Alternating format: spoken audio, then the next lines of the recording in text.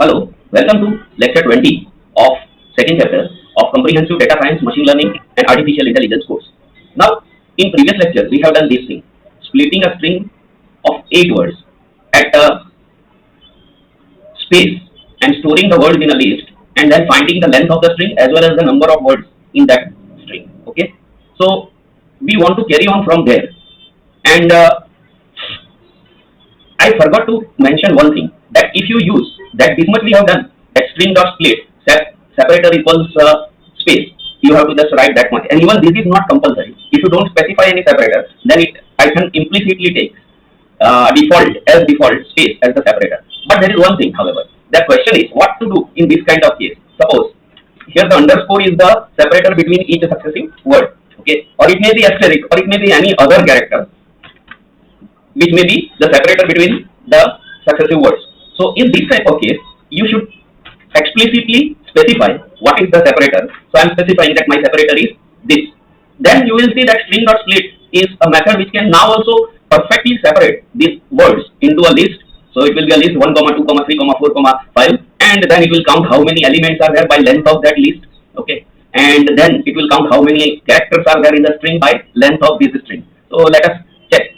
So this is my string. Here string dot split has splitted it into a list, and that list is stored. So these words is a list variable, and then I execute that, and you can see here I am printing that word variable, and you can see there are 8 words. Number of words 8, because len of these words means length of that list or number of members elements in that list, and length of the string is the number of character in this string. Okay, so this was one thing which I missed, and instead of this semicolon, it could have been any other, say asterisk or any other, and you have to just specify that as a separator. Okay, let me make it similar to what it was earlier. I don't want to mess up with my notebook. Okay, fine. Now here, then the same split method is sometimes very useful for handling date time, because date times are often given in this kind of format.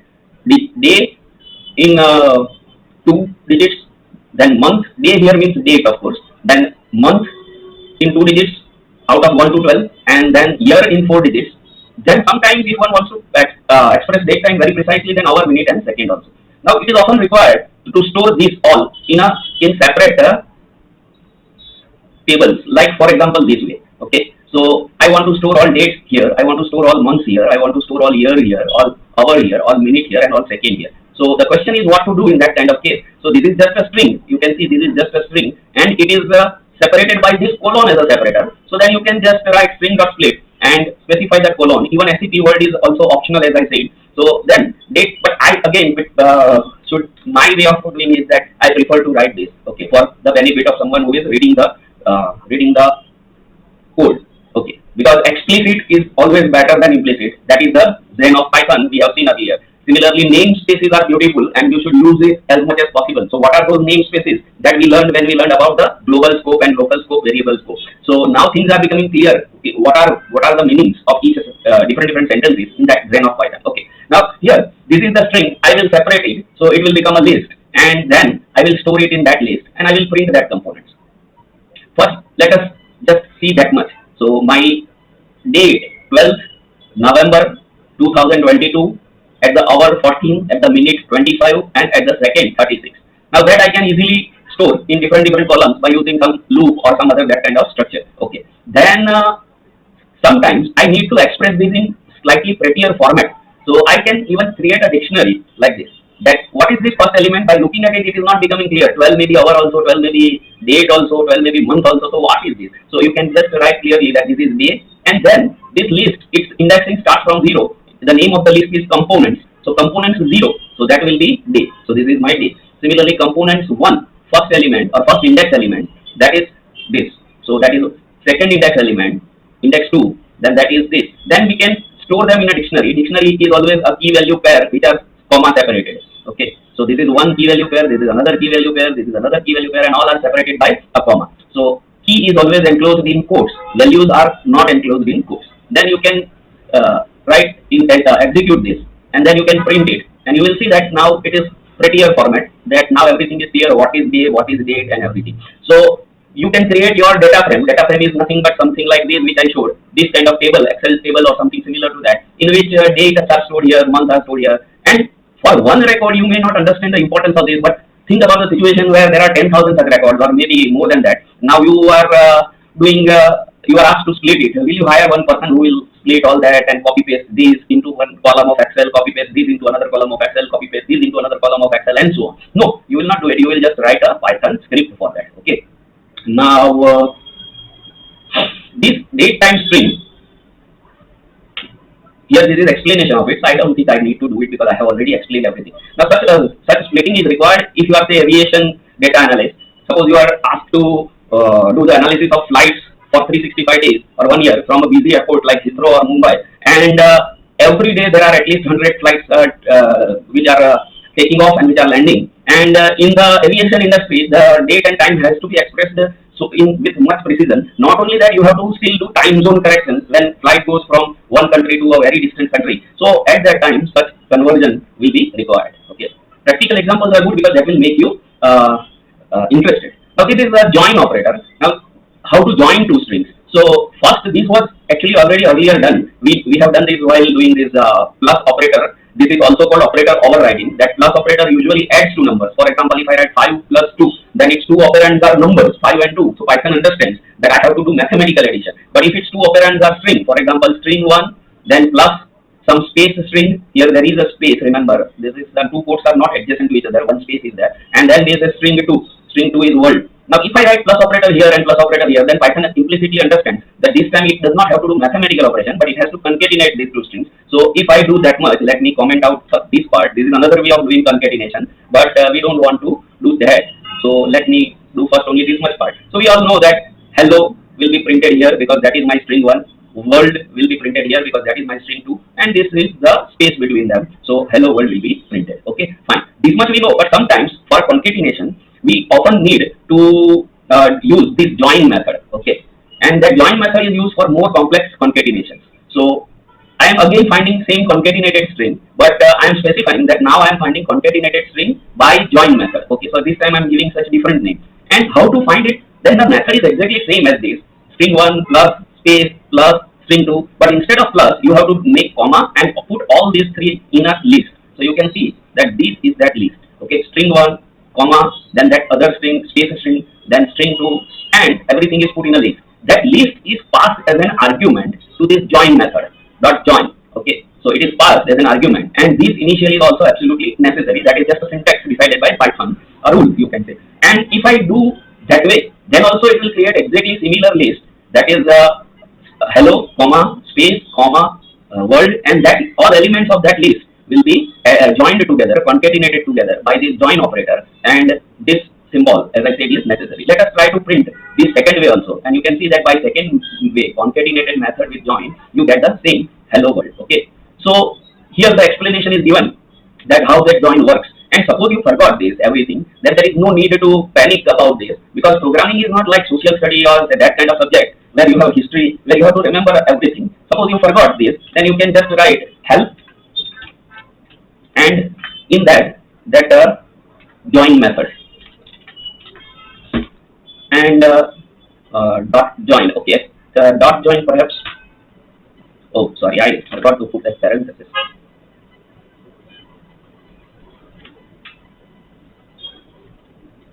Okay, actually I was making a small mistake. But if you forget something that what this join method does, then you can just write help, then str.join.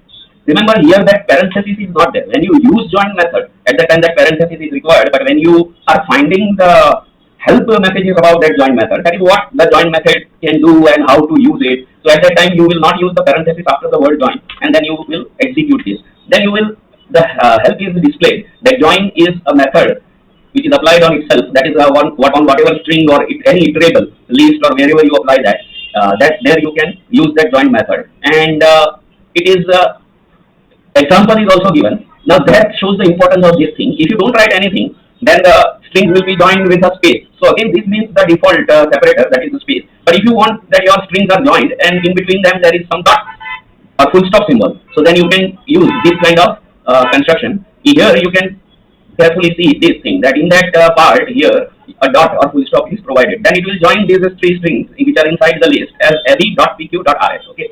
Another way also is there, which is if you don't want to even write the word help, then you can just write str.join Again, that parenthesis is not required when you are accessing help. It is required when you are using the method.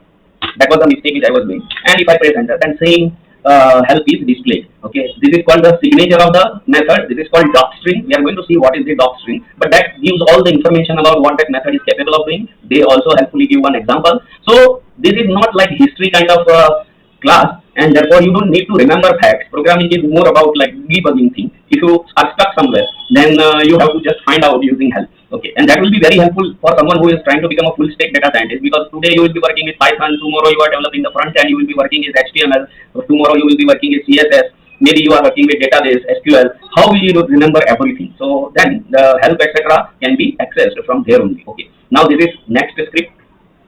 How to decide if a script is leap year? That is what this is asking. A leap year is defined as something which is exactly divisible by 4. But if it is divisible by 4, then there is a condition that then it should not be divisible by 100. Okay, it should not be a century year. Okay, it should not be divisible by 100. And if it is divisible by 4 and also divisible by 100, then there is one exception. Then it should also be divisible by 400. That will qualify it as a leap year. Here, better explanation is also given. A year is leap year if it is divisible by 4. So that means if it is divisible by 4, then there is no need to do anything further than that. However, if year is also divisible by 100, then only complication arises. That is for the century years, the complication arises. And there you have to write, if it is not divisible by 400, then it is not leap year. But if it is also divisible by 400, then it is a leap year. Okay, so you can do everything by this single line that you can see. But before that, what this modulo operator does. Now, I said this is a very preliminary thing, and those who are coming from programming background, please pardon me, but at least once in life I have to explain that. This is the role of that modulo operator. Now, here, when we do 6 modulo 2, it gives the answer of the remainder. What is the meaning of remainder? Say I do 6 divided by 2 by our old third standard method, and 2 3 are 6. So ultimately, what remains here is 0. So that answer, whatever remains here, that is given by modulo operator. So clearly, if a number 6 is wholly divisible by another number 2, then in that case, remainder will always be 0. So this thing is always used as a check to decide in programming whether one number is divisible by another number or not. Okay. So that is one thing which you should understand. Now another thing which you should understand is that if it is not divisible, then this modulo operator will give some answer which is not equal to 0. This is the symbol for not equal to, that also we know. Okay, for example, 6 divided by 5. Now when I do the 5 and the 5 and 1 remains, but any other thing remains here, then 0. That means that this number is not wholly divisible by this. Okay, so I have written not equal to operator. That means that if modulo operator gives result which is not equal to 0, then the first number is not divisible by second number. Okay, and if it gives equal to 0, then first number is wholly divisible by second number. This is very basic, very elementary. So I will show once only in the whole course. Okay. Now this is what is used, that property is used. So if I see now that logic, then year modulo 4 equals 0. So actually this says that the number, that is the year, is fully divisible, wholly divisible by 4. This says that year modulo 400 equals 0. So that means that the number is fully divisible by 400. And this says that year modulo 100 is not equal to 0. So that means that the number is not fully divisible by 100. Okay, it is not fully divisible by 100. So this logic will easily decide this thing. A leap year is a year which is exactly divisible by 4, but not by a century. Okay, so that is taken care by this. It is divisible by 4, but there is an added condition, and it should not be divisible by a century. So that means it is not divisible by 100. Fine. Unless, but there is again exception to this condition. Okay, unless it is divisible by, so you can write or operator gives this whole thing correct if any one side is correct. So unless it is divisible by 400, so this decides if it is divisible by 400. Okay, so that puts that whole condition in mathematical language. When we take one example, it will become more clear. But first, see how this script will work. The script will start working from here, while n greater than 0. Okay, and you start with n equals to 5. So obviously, first time you will enter. Now it is given year input is equal to input enter a year to check if it is a leap year. So here you are asking the user to enter something, but whatever the user inputs on his UI, that always is taken in by Python as a string. So we don't want to take it as a string. This much if only we provide, then it will be a string here. So that means even if user enters 1996, then it will be taken as this kind of 1996. But you cannot do mathematical operations on a string. Okay, you cannot find modulo, or you cannot find a division and everything. So therefore, you have to convert it. We have done that earlier in another lecture. Here you have cast it into integer. So when you write int and that string 1996, now the whole thing will be number 1996, and we are storing that number in this variable. Then what we are doing? We are calling this function. The name of the function itself is leap year. Okay. So if is leap year, and then we are passing whatever number user has entered, and we have stored here, and is true. So that means if the function has returned true, so then print that it is a leap year. But if the function returns false, then print that it is not a leap year. So this part actually does not do any logical thing. It just takes the input from user, converts it into integer, stores in a variable, and passes that variable as a parameter argument. Passes that argument as a parameter to this function. So all the decisions are taken by this function. So let us say 2000 is passed here. User has entered year 2000. So if 2000 is passed, then what will happen? 2000 modulo 400 will be equal to 0 because 2000 is wholly divisible by 400. So this part is correct. Now once this part is correct, there is no need to even evaluate this part because this is OR operator. It is a lenient operator. Any one side is correct, then this whole condition will be evaluated as true. So obviously this block will be entered and the function will return true. So for 2000, it is a leap year. Now for another say 1996, now there is slight issue because 1996 goes here and then this part will evaluate as false because 1996 is not wholly divisible by 400. But in that case, you have to evaluate the other condition because OR operator gives you another chance that okay, left side is evaluating as false, but try right side also. So I'm trying right side, and in right side there is that strict AND operator. So that means both these conditions must be satisfied for this right side of OR to evaluate as true. Okay, so then this condition says that number should not be wholly divisible by 100. It should not be divisible by century. So yes, if 1996 divided by 100, then will not give modulo or remainder 0. So this is at least obeyed. Now 1996 divided by 4, so it should be equal to 0. That means the number should be wholly divisible by 4, and it is divisible by 4. The result of 1996 by 4 will be 499, and the remainder would be 0. So this is correct. This is also correct. 1996 is not divisible by 100, and therefore both of and are correct. So this thing will evaluate as true. Though for 1996, left part will evaluate as false, but right part at least is evaluating as true, and OR is a lenient operator. So again I will enter into this return. But if I enter 1997 for example, okay, so in that case what will happen? This will evaluate as false. 1997 is not wholly divisible by 100. Okay, so then we will have to try this thing. Okay, now it is not wholly divisible by, here it is not wholly divisible by 400. Here it is not wholly divisible by 100. So that means this part is at least evaluating as true. We get some flicker of hope that maybe the whole condition is evaluated as true. But no, this is AND operator, strict operator. So this is true, that is fine. It is not divisible by 100. But this is false. It is also divisible by 4. No, 1997 is not divisible by 4. So you will not get the remainder 0. Okay. So that means this AND operator will ensure that left side is true but right side is false. So that means everything is false. And if everything is false, everything is already false for 1997. So even lenient operator OR is now helpless. Both sides are false. So that means this entire condition in the if that will evaluate as false. So you do not enter this block. This block will be skipped, and therefore you will enter this else block. So function will return false. And if function returns false, then it will be printed as not leap year. If function returns true, then it will be printed as leap year. Okay. So let us execute and try this. So first I am entering that simple number 2000 and press enter. So it is giving that it is a leap year. So fine. Now I am entering 1996 and press enter. Then it is a leap year. Okay. Because 1996 also, as we discussed. Now I enter 1997 and press enter. Now it says that it is not leap year. Fine. So this is how this script works. Okay. Let me clear, or I think still some inputs are there because 5 possible numbers are there. So let me do one other, say 2016 and check it. It is a leap year, but let me check 2018 or maybe okay 2018.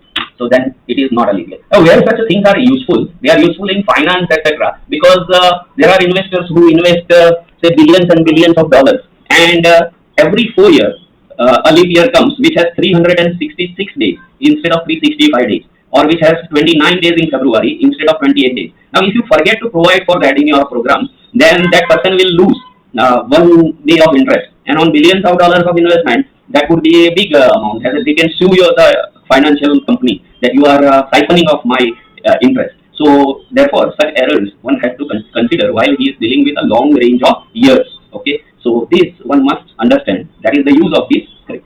a detailed explanation is given, so you don't need to worry.